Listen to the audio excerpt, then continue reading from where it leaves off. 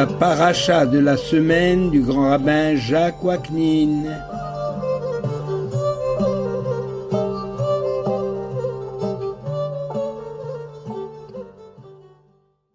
Chers amis, bonjour. Le pouvoir de la parole. Que peut-on trouver de particulier dans la paracha de Chukat et qui sous-tend tous les textes de la Torah, aussi bien au niveau des récits historiques que dans la formulation des lois? N'importe quel enfant qui commence à étudier le texte sacré peut immédiatement donner la réponse avec ces mots d'enfant. C'est la présence de Dieu, la manifestation de Dieu en toutes circonstances. D'abord la vache rousse, qui est évoquée au début de cette paracha. Cette vérité est tellement grande et sublime qu'elle finit par échapper au commun des mortels, entraînée par le flot des préoccupations quotidiennes et même parfois par le flot des phrases de la prière qu'il faut bien prononcer. En effet, notre esprit dérape souvent sans que nous nous en rendions compte. Il faudrait avoir une attention constamment en éveil pour être en mesure de déceler le doigt de Dieu derrière chaque événement. Et je suis certain que personne ne me portera la contradiction sur ce point. La paracha de Chukat est à ce sujet une parfaite illustration à propos du commandement relatif à la vache rousse.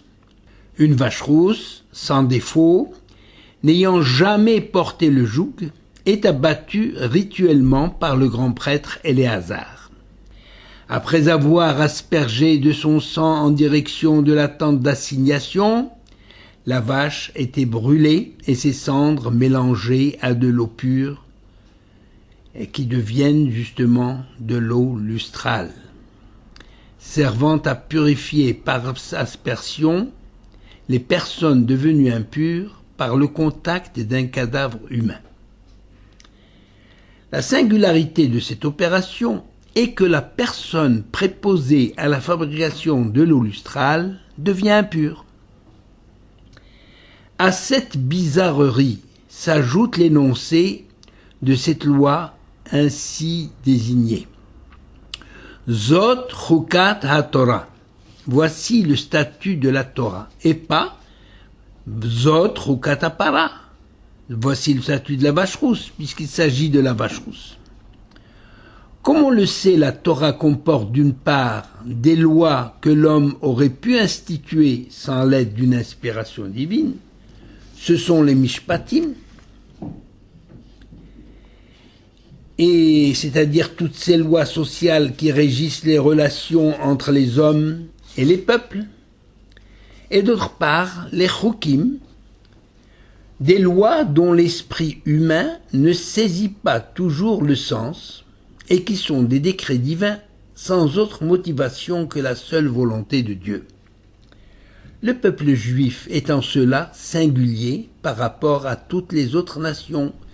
Il accomplit les mishpatim parce que Dieu les a dictés et pas parce qu'elles satisfont notre logique ou notre bon sens, comme s'il s'agissait de chukim. Nous allons aborder la faute de Moïse, qui pose aussi des problèmes. L'Éternel dit à Moïse et à Aaron, « Puisque vous ne m'avez pas assez cru en moi pour me sanctifier aux yeux des enfants d'Israël, aussi vous ne conduirez pas ce peuple dans le pays que je leur ai donné. Ya'an lo he'emantem bi lehakdisheni le'ene bene Israël. » Nous sommes parfois déroutés par la tournure que prennent certains événements dans la Torah. Qu'a pu bien faire de tellement grave pour mériter une telle sanction, lui, le guide du peuple qui s'est tellement dévoué depuis la sortie d'Égypte et a toujours pris la défense des enfants d'Israël, même quand il ne le mérite pas. C'est-à-dire, il s'agit de Moshe Rabbeinu, bien sûr. La première idée qui vient à l'esprit est qu'il n'existe personne qui quitte ce monde en ayant totalement et parfaitement accompli toute sa mission. La vie de tout être sur terre, le plus grand et le plus illustre soit-il, est une symphonie inachevée. Cette réflexion n'est pas suffisamment convaincante pour résoudre notre interrogation, c'est sûr. Aussi, comme d'habitude, nous nous tournons vers nos sages, qui, eux, ont une vision claire des choses, pour nous éclairer de leur lumière. Mais nos sages nous offrent toujours une multitude de réponses, souvent divergentes et contradictoires. Par exemple, les rédacteurs du Talmud ont fidèlement consigné toutes les paroles des sages, parce que l'ensemble de leurs interventions permet de se faire une idée plus exacte du thème en question. Quand nos sages abordent un problème, ils ne privilégient et ne repoussent aucune piste. Tout renseignement est versé au dossier, comme dans une enquête policière. Aucun détail n'est superflu. Et c'est sous cet angle que nous allons aborder la faute de Moshe Rabbeinu. Quelle est donc la faute de Moïse pour mériter une telle sanction, voir sa mission interrompue avant l'heure, sans bénéficier de l'investissement de toute une vie?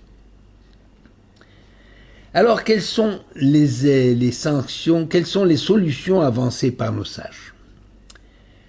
D'abord, le texte dit « Lorsqu'ils arrivèrent dans le désert de Tsin, ils s'arrêtèrent à Kadesh. Les enfants d'Israël manquèrent d'eau, et ils s'en prirent à Moïse et à Aaron. L'Éternel ordonne alors à Moïse « Prends le bâton ». J'insiste, prends le bâton. Assemble la communauté d'Israël, toi et Aaron, et parlez au rocher, en leur présence. Et le rocher donnera ses eaux. Moïse prit le bâton, puis Moïse et Aaron rassemblent le peuple devant le rocher. Moïse prend alors la parole et dit « Écoutez, ô rebelles, Shim'una Hamorim, Hamin.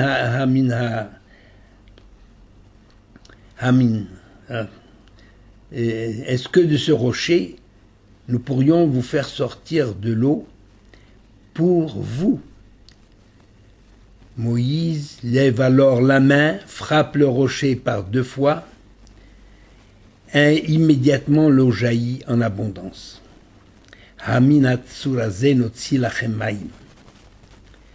L'Éternel dit alors à Moïse et à Aaron, « Puisque vous n'avez pas assez cru en moi pour me sanctifier aux yeux des enfants d'Israël, aussi vous ne conduirez pas ce peuple dans le pays que je leur donne. » Ce chapitre 20 des Nombres. Tel est l'incident que nous pouvons lire dans la Torah. La première réaction du lecteur est la suivante. Si l'Éternel a ordonné à Moïse de prendre le bâton, c'est bien pour s'en servir. Surtout que le cas s'est déjà produit à Réphidim, où les enfants d'Israël avaient déjà manqué d'eau, et l'Éternel avait dit à Moïse, « Passe devant le peuple et munis-toi de ton bâton.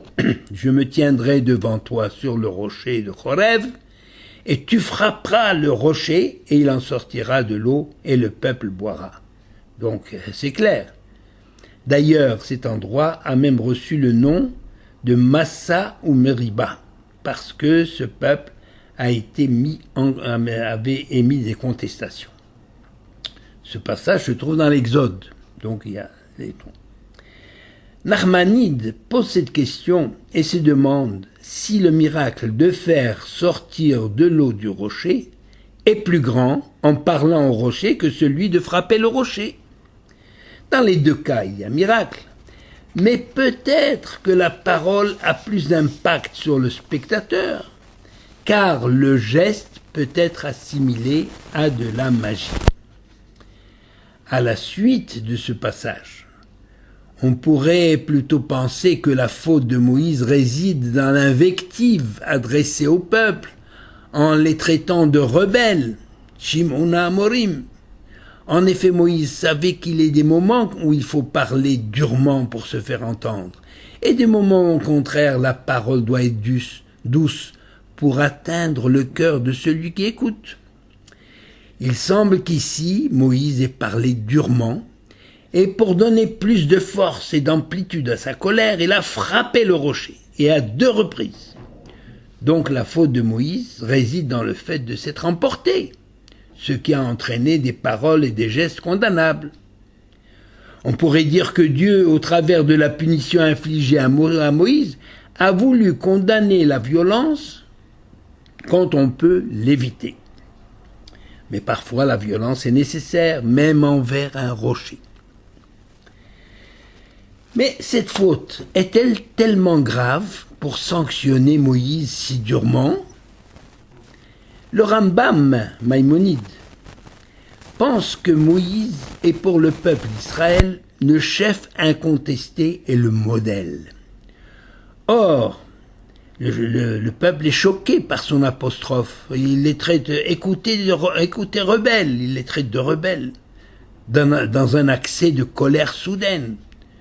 Un très mauvais exemple de comportement, car le peuple risque d'arriver à la conclusion que la colère est légitime en toute occasion.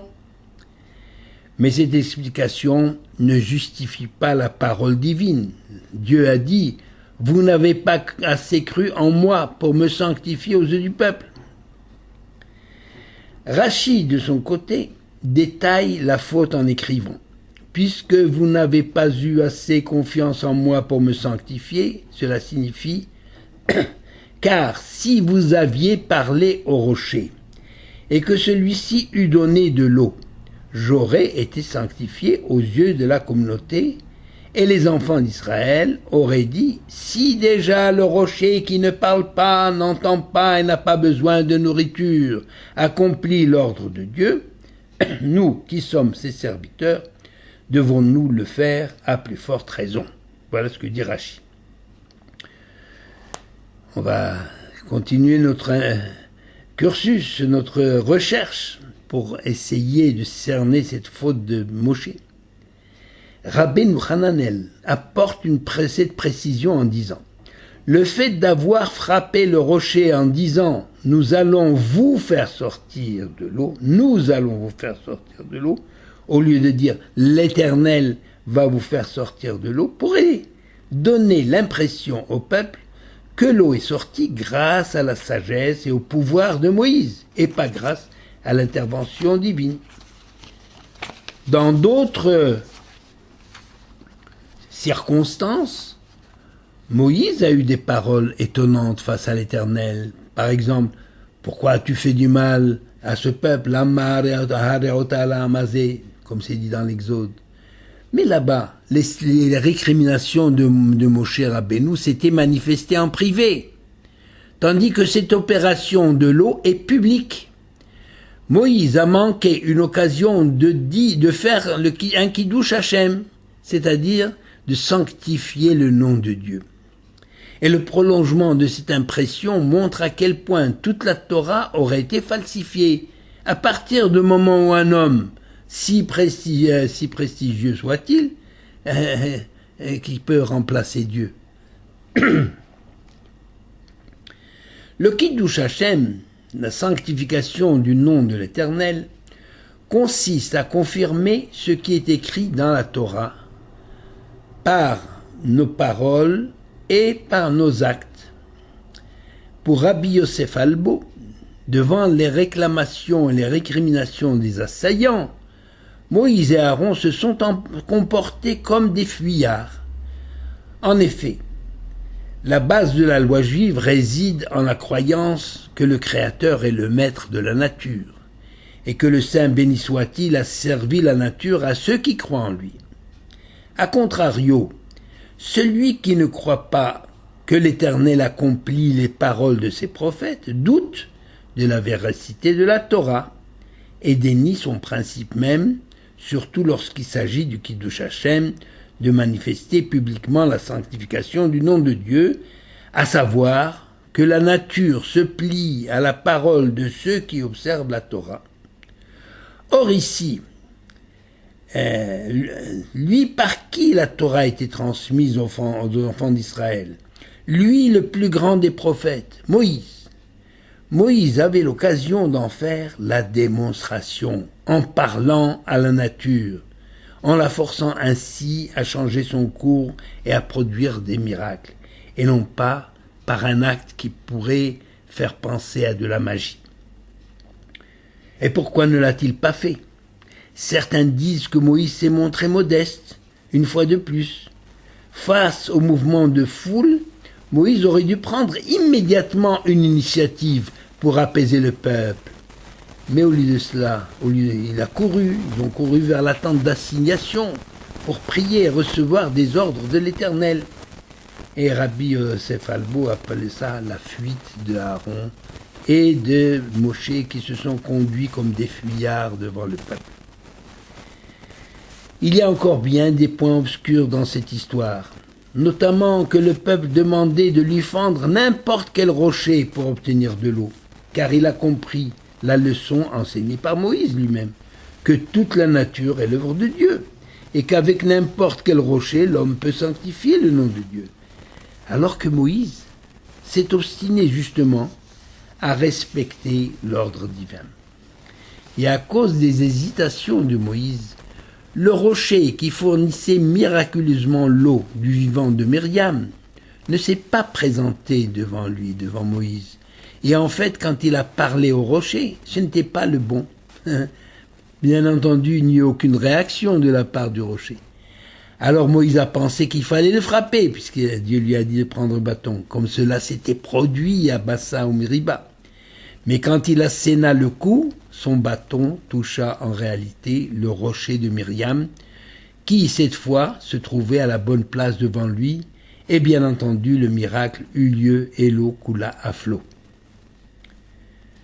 En conclusion, j'ai essayé d'être clair dans cette histoire qui demeure un peu mystérieuse, étant donné la distance qui sépare la sanction d'une faute apparemment minime.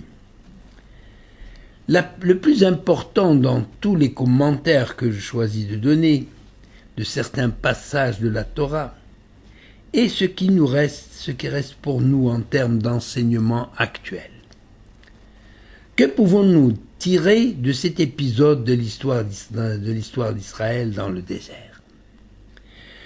Tout d'abord que l'homme Moïse, celui par qui la Torah nous est parvenue et qui a veillé sur nous pour guider notre peuple dans ses premiers pas, le plus grand de nos prophètes, qui a parlé face à face avec Dieu, eh bien c'est un homme, et il demeure un homme faillible. À son niveau, bien entendu.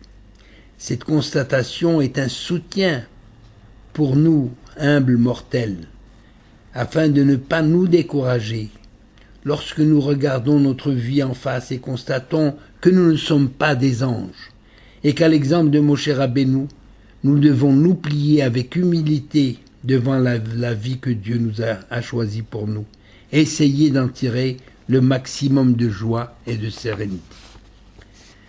Ensuite, la justice divine doit nous inspirer dans notre quotidien, le sens de la justice appliquée aux grands comme aux petits, aux riches comme aux pauvres, aux dirigeants du peuple comme aux simples citoyens.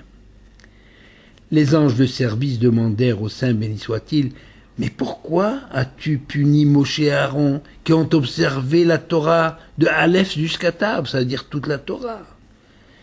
Dieu leur a répondu, « Le même sort atteint le juste, le tzaddik, comme l'impie, le rachat. » C'est écrit dans Talmud, Shabbat 55b.